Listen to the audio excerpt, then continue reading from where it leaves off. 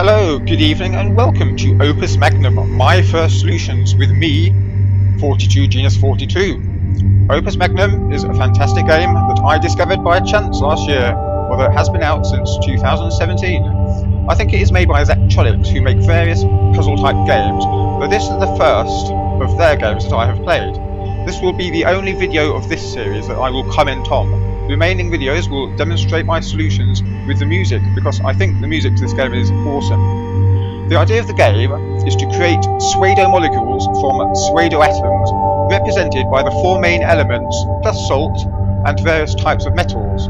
You do this by moving arms to grab, drop, and move over glyphs, which have various effects such as bonding, unbonding, salting, changing of salt to an adjacent element, changing pairs of salts to Vita and Mors, life and death atoms, creating triple bonds between fire atoms in a few cases, upgrading to gold from quicksilver, which I suppose is mercury, and lead, to get the various elements on the way, well, metals up to gold, in some of the cases, and in some of the journal puzzles at least, creating quintessence, a fifth element from the four standard elements of fire, water, air and earth, or indeed breaking quintessence down into those four individual elements.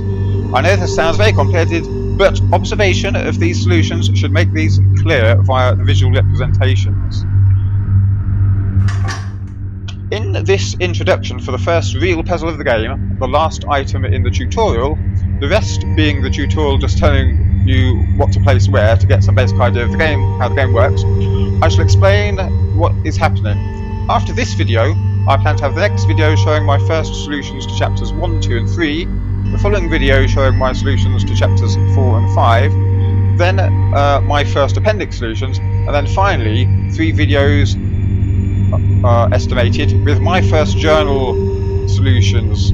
Some of the more complicated journal puzzles took me 2 or more hours to create a satisfying solution. You're not going to see that creation process, you're just going to see the solutions. And then finally, sorry, what was I saying? Yeah, sorry, I was saying about the solutions. Then, apart from maybe some of the first puzzles, and maybe some of the space limited solutions, mostly in the appendix, but there are a few in the journal too, there are almost an infinite number of solutions to these puzzles, so it has great replay value. One day I will play this game all the way through again and try and create new solutions, maybe better in some ways solutions, we shall see. You can try to create solutions that have minimized cost, a minimized number of cycles, or a minimized area, or just create works of art.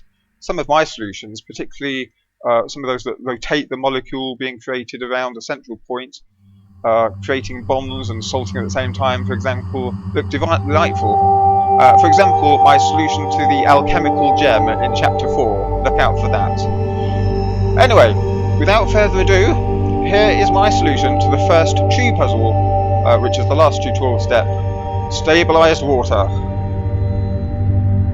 Right, as you will see, this is a fairly simple solution, salting 1 water atom and bonding a salt and water atom. It can be done simpler than this, it can be done far more complicated than this, for example with more arms and fewer cycles. This is just my first solution. Enjoy!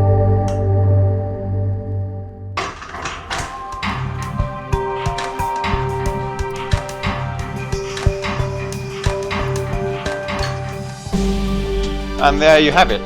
This chart, which will appear at the end of each solution, shows the percentiles for lowest cost, cycles and area. On average, apart from maybe some of the early puzzles when I was learning and not really optimizing too much, my solutions tend to be lower than average cost, lower than average area, but higher than average cycles.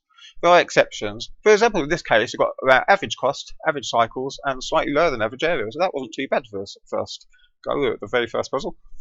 I am not going to claim that any of my solutions are perfectly optimized, few, if any, are. I will show this screen that you're seeing for a few seconds after each puzzle for some of the more complicated solutions where the created solution has an area larger than the screen. I shall let the solution play out a few more times as I move the screen area to show all of the solution. My main criticism of this otherwise great game is that there is no dynamic zooming in and out option. You can change the screen resolution in the main menu, but for the smaller solutions it is nice to see these as large as possible on the screen, and most of the game puzzles, with a few exceptions in chapters 4 and 5, as well as the appendix solutions, which deliberately have limited space, sort of area space, can be seen totally or almost totally at this resolution, nice and large. I won't be going through the story part of the game. Part of the tutorial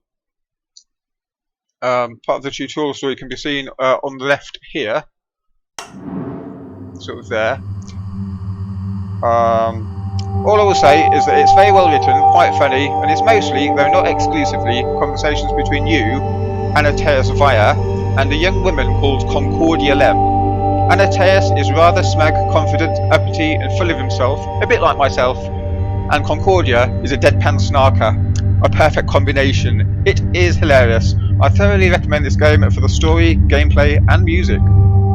I'll just let my solution play out a bit more while I